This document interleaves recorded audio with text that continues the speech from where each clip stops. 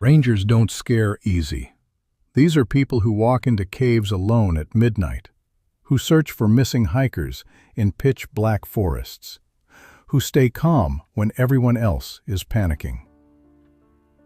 So when a ranger says something happened out there that they still can't explain, you listen.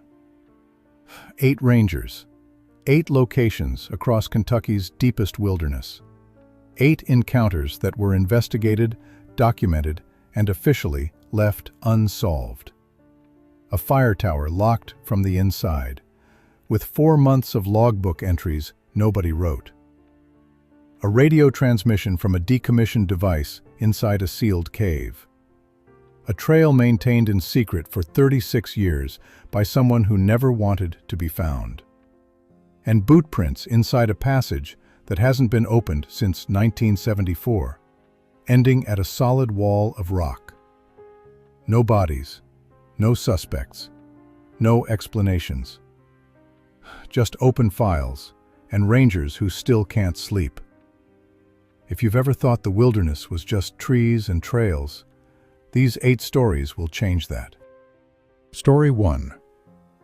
The logbook at Tower 7 had 43 entries that nobody on our team remembered writing. That's where this story starts. Not with a sound, not with a footprint, not with some shadow moving through the trees at the edge of my flashlight beam. It starts with ink on paper, in a locked tower, in handwriting that wasn't mine, and wasn't any of my colleagues, and yet somehow documented 3 months of routine firewatch observations in perfect procedural format. I've been a fire prevention ranger with the Forest Service for going on 11 years. I know every lookout tower in my district by heart. Tower 7 sits on a ridge in the Daniel Boone National Forest, accessible by a single-lane gravel road that floods out every spring. We close it October through March. Not just close it.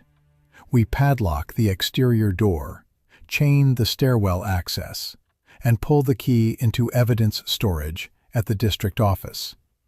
There is exactly 1 working key per tower. Mine lives on a peg beside my desk.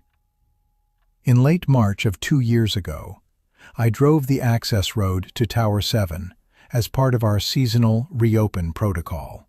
Standard stuff. You check the structure for winter damage, restock the equipment cache, test the radio, update the logbook with your opening date and signature. I'd done it 100 times. I noticed the first thing wrong before I even reached the door. The exterior padlock was in place, properly secured, no sign of tampering. But it was facing backward. The lock body was oriented away from me instead of toward me, the way it would be if someone had closed it from the inside and then reached around to snap it shut.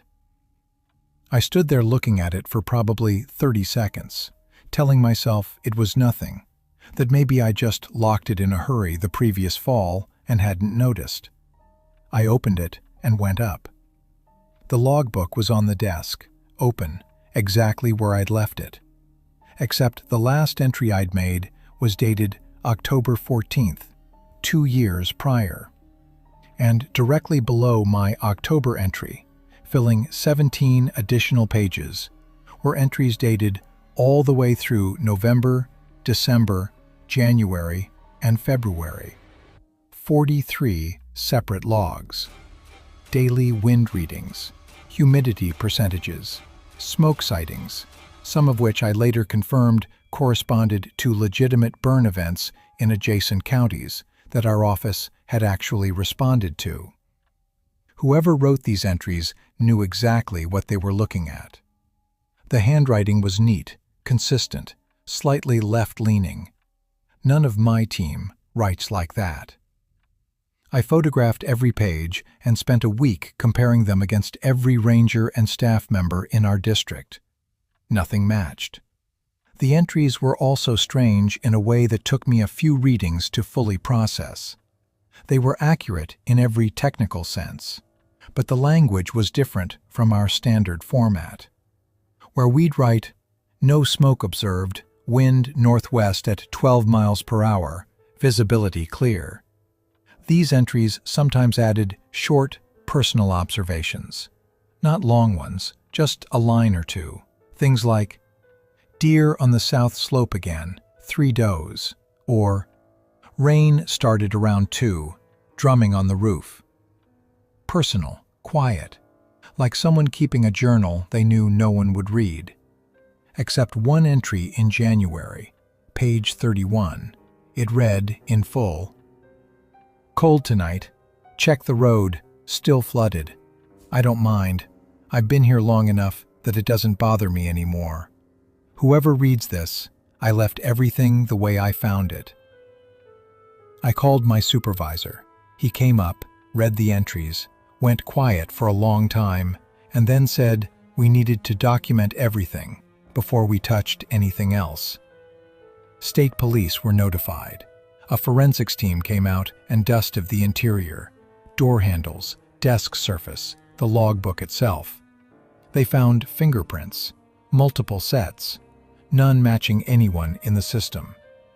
What they also found, tucked behind the base of the old wood stove in the corner, was a sleeping bag, clean, recently used, neatly rolled, a tin cup, a propane lighter, a handmade bird list, laminated, with small check marks beside about 60 species. Whoever had been living in Tower 7 had been living there carefully and quietly, and without anyone knowing, for somewhere between 3 and 4 months. We never identified them. We never found them. The road footage from a trail camera we'd posted at the access point showed no vehicles, no foot traffic. But the camera had been manually rotated on its mount to face the tree line instead of the road. It had been done gently, without damaging the housing, from a height that suggested someone had climbed up to reach it. To this day, no one has filed a trespassing report. No hiker or camper ever came forward. No one has ever claimed those belongings. I still think about that line. I left everything the way I found it. Because here's the thing. I've checked that logbook entry by entry, and they did. Everything was exactly where it should have been. The equipment cache was untouched. The radio was functional. The glass in every window was intact. The only thing they added was 43 pages of careful, detailed observation records. Which means that, technically, whoever was up there wasn't just living in a Kentucky fire tower for 4 months without permission. They were doing our job. Story 2. The picnic area at Shelter 5 had been cleared, restricted, and posted with closure signs for 19 days when I found evidence that someone had been eating there. Not camping, eating.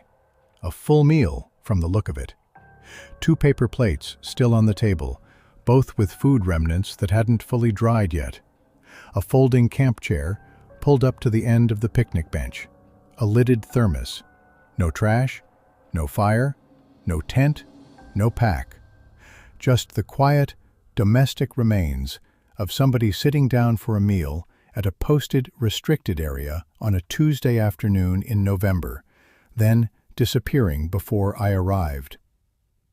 I'm a campground supervisor at Cumberland Falls, and I've been managing that facility for 8 years. Shelter 5 sits in a semi-isolated section of the park near a secondary trailhead, not heavily trafficked even during the season, and completely off the radar in fall. The closure was legitimate.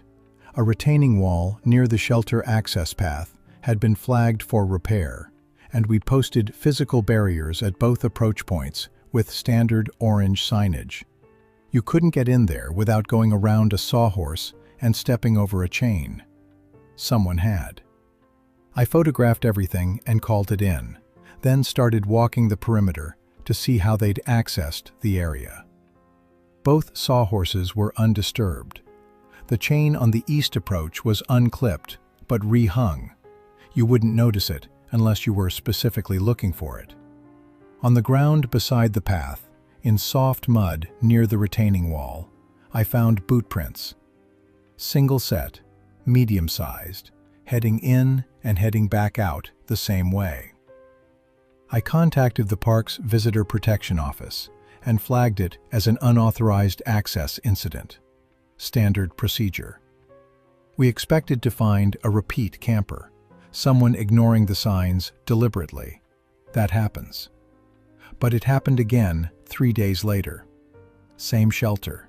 This time, no plates, just the chair in the same position, and a single coffee mug left on the table, still warm when I touched it.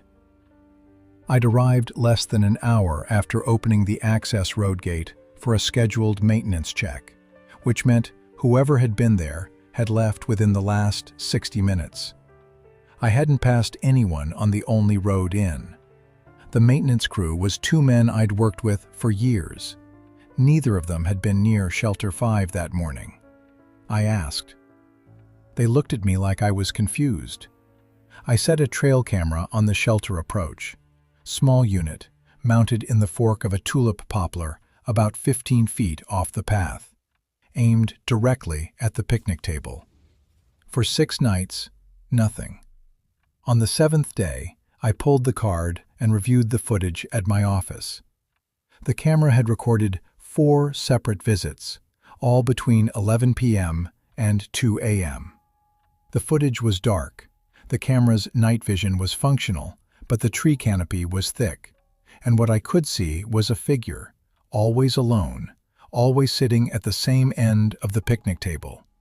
Sometimes for 20 minutes, sometimes for over an hour, just sitting. Occasionally holding something, couldn't make out what. Not using a phone light, not using any light at all. The figure was too indistinct to identify. Average height, nondescript clothing, no distinguishing features I could isolate. In the last recorded visit, the person appeared to sit at the table and then, at one point, turn and look directly at the camera. They sat looking at it for about 4 minutes. Then they stood up, walked to the tree where the camera was mounted, and the footage cut to static. The camera was still in the tree when I retrieved it. It hadn't been touched externally. But the memory card had been removed and reinserted. I could tell because the housing latch had fresh scratch marks on it. Whatever was on the rest of that card had been erased. The 4 clips I'd seen had been the ones left on purpose, or left by accident, before the card was wiped. State police reviewed the footage. They confirmed a real person, not an artifact. They requested we continue monitoring, but declined to classify it as a criminal matter, since no property damage had occurred. The mug was gone when I went back to retrieve it. I never saw anyone near Shelter 5 again. The retaining wall was repaired in January, the area reopened in the spring, and nothing else unusual was ever reported there. But I'll tell you what still bothers me. That 4th clip. That person sitting there in the dark, looking at my camera. They knew it was there. They knew exactly where I'd mounted it. And they made a decision about what to leave behind for me to find. I've never been able to shake the feeling that whatever I was meant to take from those 4 clips, that was exactly what I was supposed to take. Nothing more. Story 3. The transmission came in on Channel 3 at 2:17 in the morning, and the voice on the other end knew the name of a man who had been missing for 6 years. I need you to understand what that means in the context of how our radio system works. Channel 3 is an internal operations channel. It's not the public emergency frequency. It's not monitored by civilians. And the handhelds assigned to that channel are issued exclusively to park staff. To transmit on Channel 3, you need a park-issued radio, period. And at 2:17 a.m. on a mid-October Tuesday, every park-issued radio in our district was accounted for. I'd confirmed that myself 2 hours earlier during a routine check-in. My name is Lila Montgomery, and I was working the overnight shift as emergency communications operator at the Mammoth Cave Dispatch Center. I've been doing this job for 4 years. Quiet nights were normal. October is shoulder season. Visitor numbers drop off. Field staff goes down to skeleton crew, and most nights I'd handle maybe 3 or 4 routine radio check-ins and a parking gate inquiry. That was it. The voice that came through at 2:17 was male, calm, speaking in a normal conversational tone, like someone who had just pressed the transmit button to relay a simple message. No distress, no urgency, just, "This is a welfare check for Thomas Elgin. Last known position, Violet City entry corridor, lower level. He went in at noon." I sat there for a second, processing what I'd just heard. Thomas Elgin was the name of a cave explorer who had disappeared in this park in 2017. His case had been extensively investigated, never resolved. He had entered the cave system as part of an approved study group and had simply never exited. A search had found no remains, no equipment, nothing. The case had been listed as a presumed fatality and formally closed 2 years later. His family had been notified. I responded to the transmission. I gave my identification, asked the caller to identify themselves, and confirm their location. Silence for about 5 seconds. Then, "Violet City corridor. He went in at noon. He's going to need help." I immediately woke the on-call supervisor and started trying to run a source trace on the transmission, which our system logs automatically. The log showed the signal originating from inside the cave system, specifically from an area near the Violet City lamp room, a section of Mammoth Cave that is off-limits to unauthorized entry and accessible only through a locked, gated passage that requires a key held exclusively by interpretive staff. We activated a response. 2 rangers went to the Violet City gate. It was locked, no sign of forced entry. They went through with their own key and performed a sweep of the accessible corridor. Nothing. No person, no equipment, no sign of recent activity. The transmission was never repeated. What our system's log also showed, and this is the part that took 3 days to confirm because we had to pull archived records to verify it, was that the signal had originated from a radio unit with a specific identifier code. Every park radio has one. The code in the log belonged to a unit that had been decommissioned in 2016 and documented as destroyed. Technically, that radio did not exist anymore. The signal specialist who reviewed the log told me there were 2 possibilities. Either someone had reprogrammed a consumer radio to mimic our channel and frequency, technically illegal and technically possible, or the archive record of that unit's destruction was incorrect, and the radio was still physically functional somewhere. Neither explanation tells you how someone got a signal out of the interior of a cave at 2:17 in the morning. Cave radio is genuinely complicated. Standard handheld signals don't transmit well through hundreds of feet of limestone. The systems we use for cave communications are specialized, hardwired at intervals, and maintained by our technical team. An unauthorized person using a standard handheld radio from the Violet City corridor would have had almost no chance of producing a clean, clear transmission on our internal channel. We brought in the case file on Thomas Elgin and reviewed it fully. His family was not contacted. There was nothing to tell them. We had a transmission, a source anomaly, and no body, no suspect, no explanation. I've thought about that voice a lot. The tone of it, the way it said his name like it was someone making a routine welfare check, not someone trying to frighten anyone, not someone playing a game. It was matter-of-fact and quiet, and completely certain. He went in at noon. He's going to need help. Thomas Elgin disappeared in the spring, not in October, not at noon. I still don't know what to do with that. Story 4. The trail wasn't on any map, wasn't in any database, and hadn't been cut by our team, but it was maintained better than half the routes we actually manage. I've been trail maintenance supervisor at Red River Gorge for 6 years. I know the trail network the way most people know their neighborhood. Every junction, every switchback, every place where the drainage runs wrong, and we have to rebuild the tread every spring.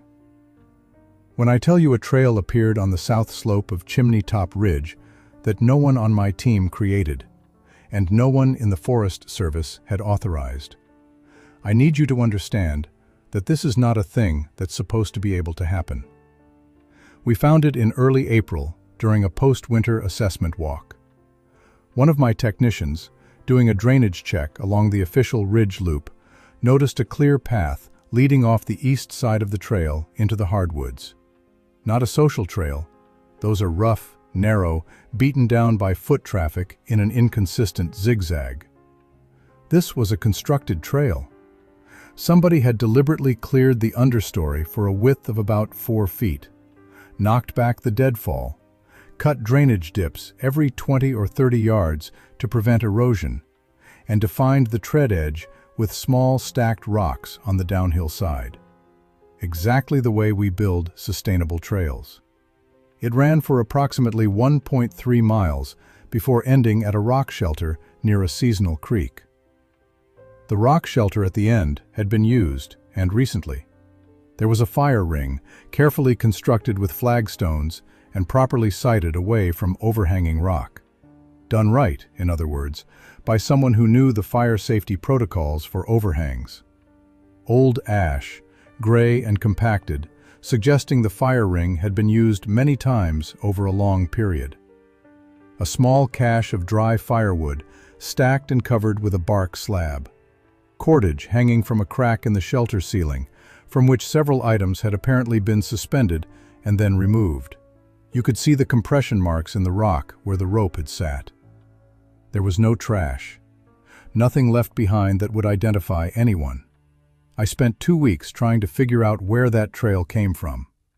I pulled historical maps going back to the 1960s. I contacted the Forest Service Heritage Program about pre-agency trails in the area.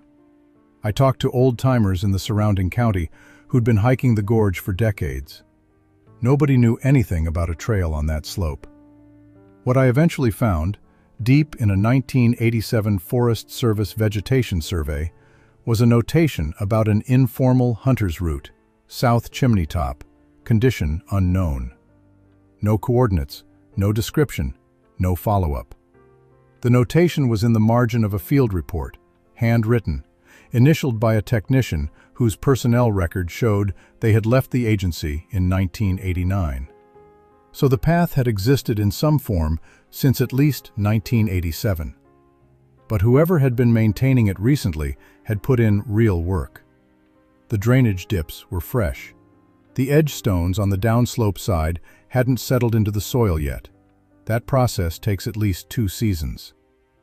Somebody had been out there building trail infrastructure within the last 12 to 18 months. We posted it as an unauthorized user-created trail and initiated a closure process. I put a gate camera at the junction with the ridge loop. Over the next 6 weeks, the camera captured 11 instances of a single person entering and exiting the unauthorized trail. Always alone. Always carrying a full pack. The person wore a wide-brimmed hat and kept their face angled down on approach, either by habit or by design.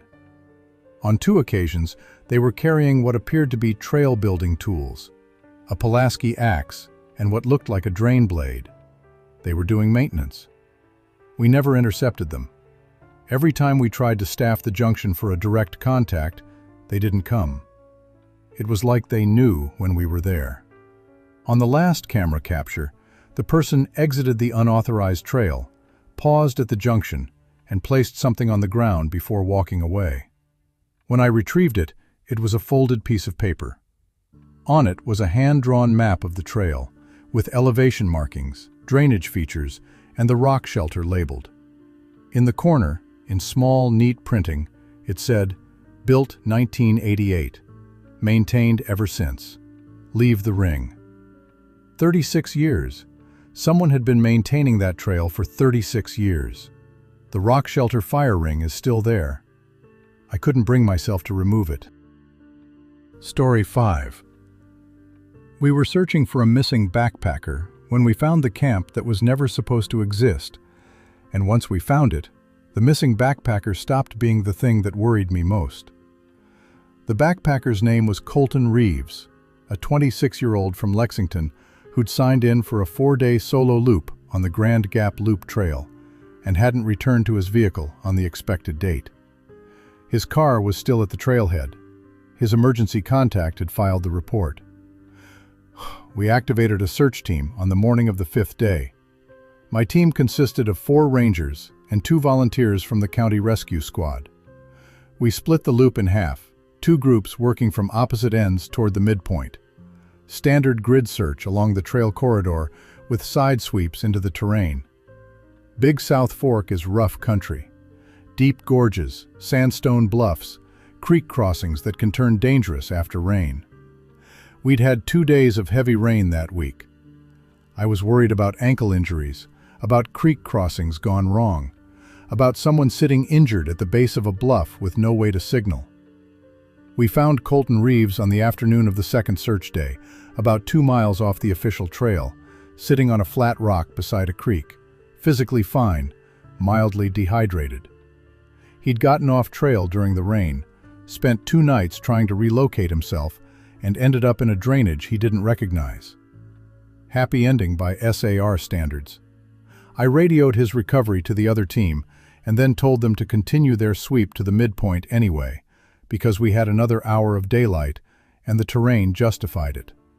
Protocol. My team partner, Piper Sullivan, a wildlife officer who'd been cross-trained for SAR, was the one who spotted it. We were pushing through a dense rhododendron thicket about a 1/4 mile off the trail when she stopped and held up her fist. Stop signal. I came up beside her.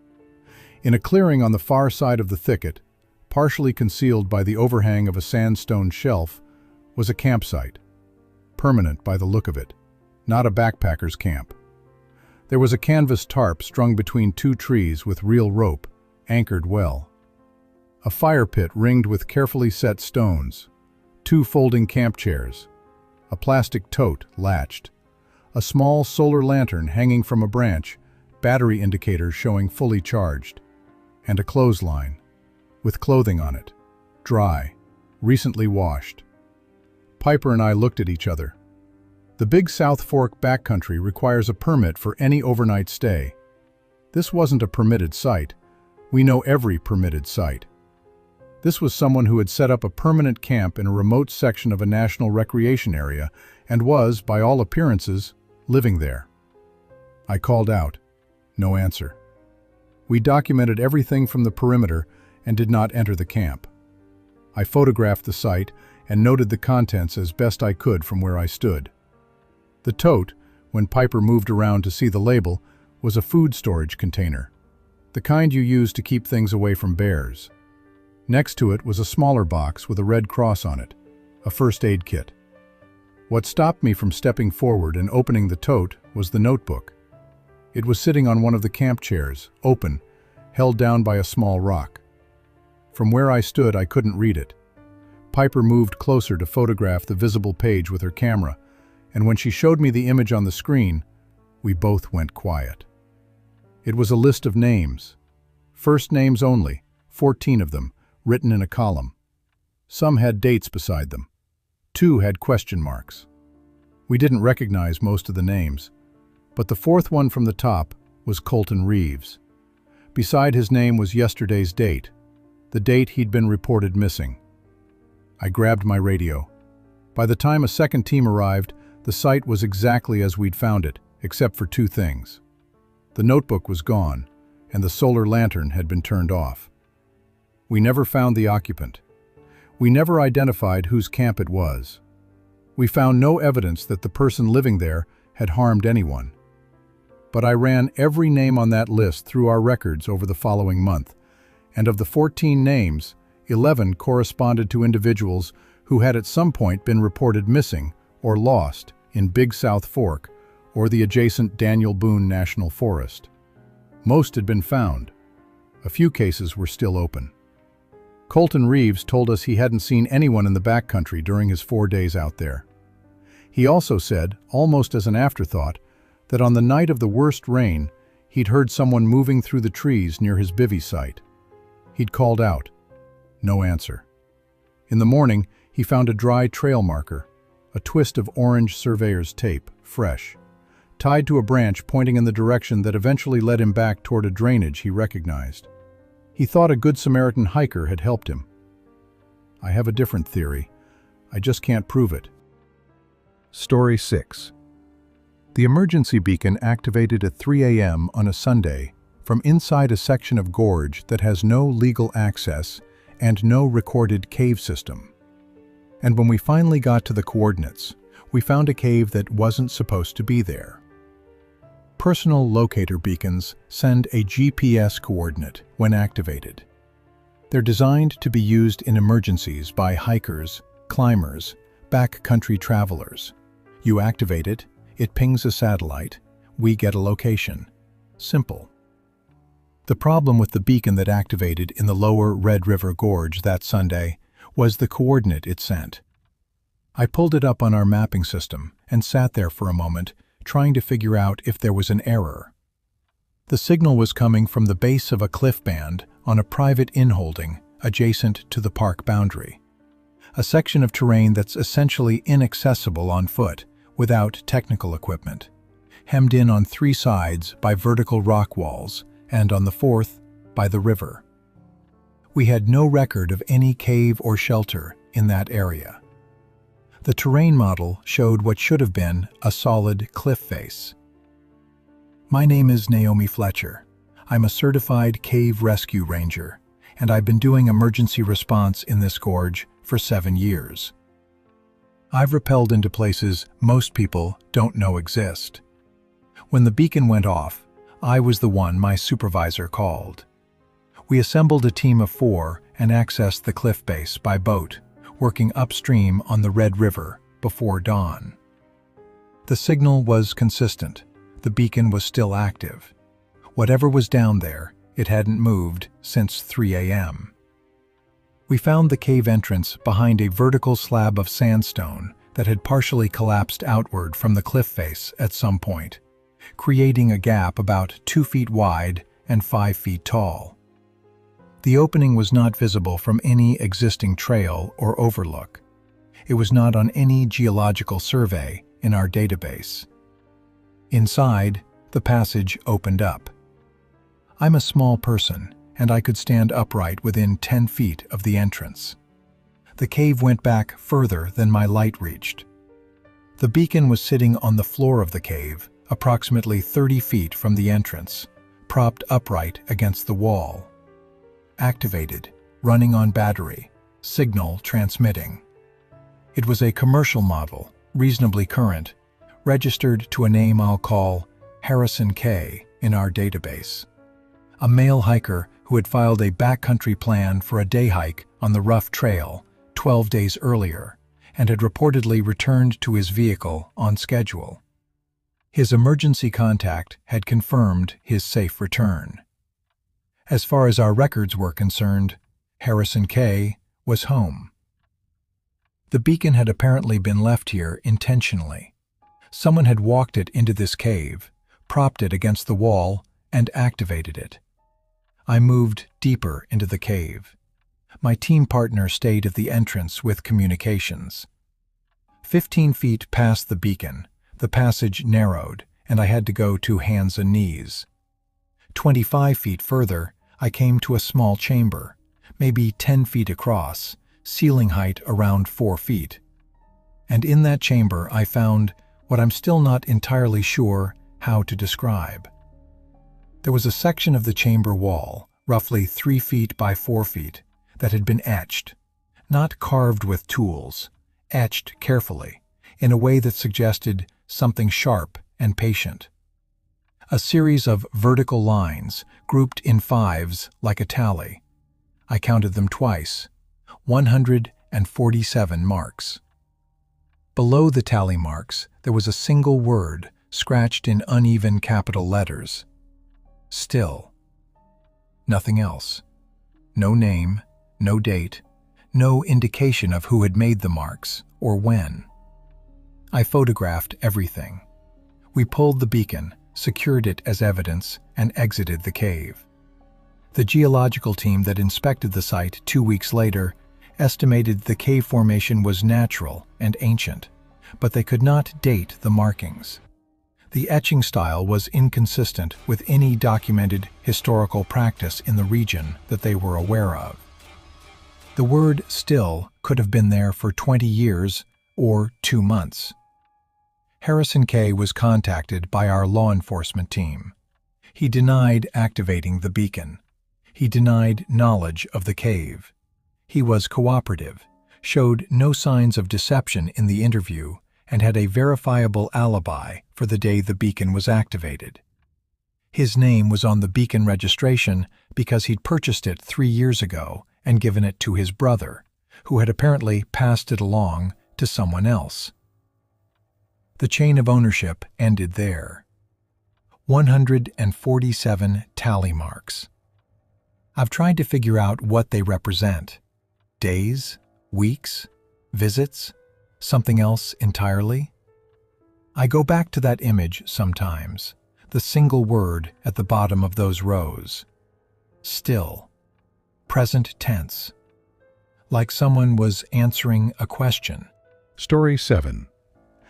The woman came into our office in October and identified a missing person from a photograph, and everything about her account was completely impossible, because the person she identified had been missing for 11 years, and the photo she pointed to was taken 3 weeks ago. I've been coordinating missing persons searches at Land Between the Lakes for 9 years. I've worked with state police, the FBI, volunteer search teams, and families who deserve answers they may never get. I've learned to maintain professional distance from the cases I manage, because if you let every open file get under your skin, this job will destroy you. That said, I want to be honest. The woman who walked into our office at 9:15 on a Tuesday morning in October is the reason I have trouble sleeping in a way I didn't before. She came in alone, dressed unremarkably, jeans, a canvas jacket, middle-aged, soft-spoken. She told the front desk ranger that she wanted to speak with someone about a missing person she'd seen near the Bards Lake recreation area. Standard walk-in. We get these periodically, and most of them lead nowhere, but every one gets documented. The front desk called me. She sat across from me in my office and told me she'd been hiking on the Bards Lake Loop 3 days earlier and had encountered a woman walking alone on the trail who appeared distressed. She'd tried to stop and speak with her. The woman had continued walking without responding. She'd been concerned and waited a few days before deciding to report it. I showed her our current open missing persons board, a display we maintain on the wall, 6 active cases from the surrounding region, each with a photo and basic descriptors. She pointed to the second photo from the left. She said, "That's her. That's the woman I saw." The second photo from the left was a woman named Diane Hollis, age 43 at the time of her disappearance. She had gone missing from a campground at Land Between the Lakes in September, 11 years ago. Her case had been investigated extensively. No remains had ever been recovered. She was presumed dead. I explained this to the woman sitting across from me as calmly as I could. She shook her head. She said, I know that can't be right, but that's who I saw. Here is the part that made me start taking notes very carefully. The photo on my board was a recent one. Diane Hollis's family had provided it 2 months ago as part of a case review. It was a photo taken from a family gathering approximately 3 weeks before she disappeared. It had not been in our public files previously. It was not online. The only way to have seen that specific photo was to have been in this office or to have received it directly from the family. I asked the witness how she knew that was the woman she'd seen on the trail. She said the face matched what she remembered seeing. I asked her if she knew who Diane Hollis was. She said she didn't know that name. I asked her if she had ever been in our office before. She said no. I took her full statement, got her contact information, and walked her out. Then I called the Hollis family. Diane's daughter confirmed that the photo had been given only to our office and to a single detective at the state police. No one else had received a copy. I sent a follow-up request to the witness's address 2 days later. The letter came back undeliverable. The phone number she'd given me was disconnected. I spent 2 months trying to verify her identity. I had her description, her handwriting on the contact form, and a recording of our interview. No match in any database. No driver's license at the address she'd provided. The address itself corresponded to a vacant lot in a town 40 miles from the park. Here's what I cannot reconcile. The description she gave of the woman on the trail, height, hair, the way she walked, the color of the jacket, matched Diane Hollis exactly, including a detail the witness could not possibly have known: a slight favoring of the left leg, the result of an old knee injury that Diane's family confirmed, but that appeared in no public documentation of her case. I have a recording of that interview. I've listened to it many times. The witness's voice is clear, consistent, and completely certain. I never found out who she was. I never found out who she'd seen on that trail. And Diane Hollis's case remains open. Story 8. The distress call came from a section of cave that has been sealed since 1974, and when we opened it, we found evidence that someone had been inside within the last 72 hours. Let me explain why that should be impossible. My name is Sienna Mercer. I'm a cave safety specialist at Mammoth Cave, which means my entire job is understanding the physical and structural risks of one of the most complex cave systems on Earth. I've been in passages that haven't seen a visitor in decades. I've mapped rooms where the formations are still wet and growing, untouched by human breath for so long that the carbon dioxide balance is completely different from any developed section of the cave. I know this system the way a surgeon knows anatomy, functionally, structurally, with a deep awareness of what belongs and what doesn't. The restricted passage 3, which I'll call RP3, is a lateral tunnel that branches off a developed section in the historic tour corridor. It was sealed in 1974 following a partial ceiling collapse that created an unstable zone approximately 40 feet into the passage. The seal is a steel-framed concrete block wall anchored into the passage walls on either side. It has one access point, a small steel door with a padlock that requires a key held by me, my supervisor, and the park's chief of resource management. The door has never, in my knowledge, been used for anything other than periodic structural inspections, the last of which was conducted 18 months ago and logged as normal. The distress call came in through the park's public emergency line at approximately 6:45 in the evening on a Friday. A male voice, muffled, hard to hear clearly, said there was a person injured and needed rescue.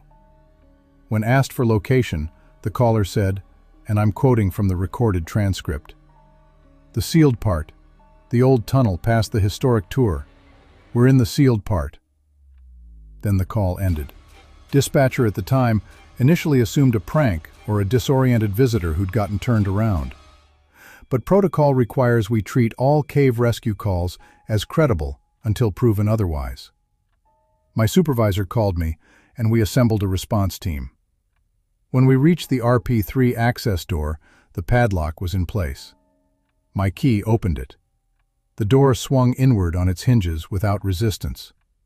The passage beyond was dark, cold, and completely silent. I led with a headlamp, and my supervisor followed. 40 feet in, we passed the unstable zone. The ceiling there has been stabilized with bolts over the decades, and it holds, though the bolt heads are visibly stressed. I've been through it twice before during inspections. You feel the weight of the rock above you in a way you don't in the main corridors.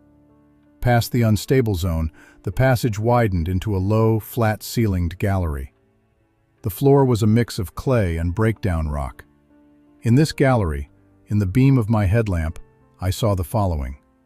1 sleeping pad, foam, the kind sold at any camping supply store.